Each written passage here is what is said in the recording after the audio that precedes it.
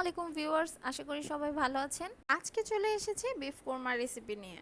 এখানে একটি fry pan গরম করে নিয়েছি, তারপর দিয়ে দিচ্ছি অল্প একটু সয়াবিন তেল।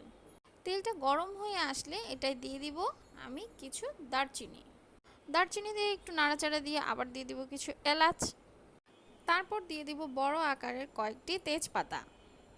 অবশ্যই সাবধানের সাথে কাজগুলো করবেন। এরপর দিয়ে দিব কিছু আদা বাটা, রসুন বাটা। এরপর দিব স্বাদ মতো লবণ।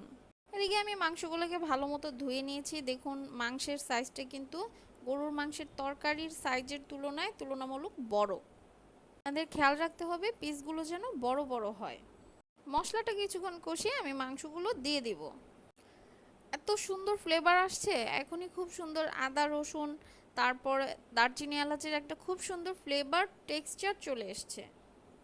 প্রায় 15 থেকে 20 মিনিটের জন্য আমি এটাকে ঢেকে কিছুক্ষণ রেখে দিলাম।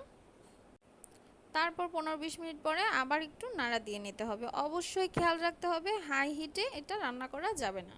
প্রায় 2-2.5 ঘন্টার মতো লো হিটে এটাকে রান্না করতে হবে। বারে বারে কিছুক্ষণ পর পর এসে নাড়া দিতে হবে।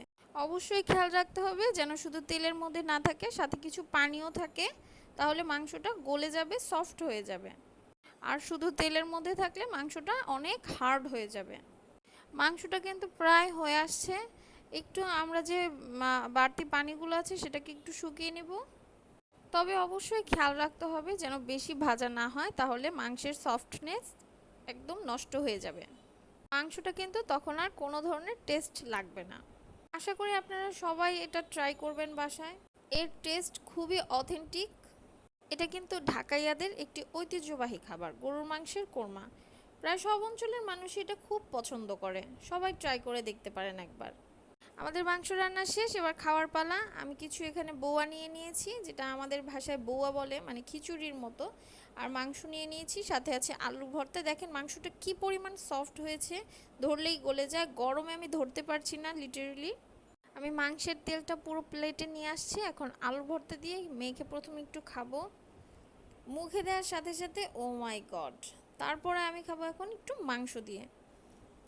অনেক ভালো হয়েছে, অনেক সফট, মাশাল্লাহ। একটা কিছু রান্না করলে যখন ভালো হয় তখন খেতেও ভালো লাগে। আজ এ পর্যন্তই। সবাই ভালো থাকবেন, সুস্থ থাকবেন, দোয়া করি। আল্লাহ হাফেজ।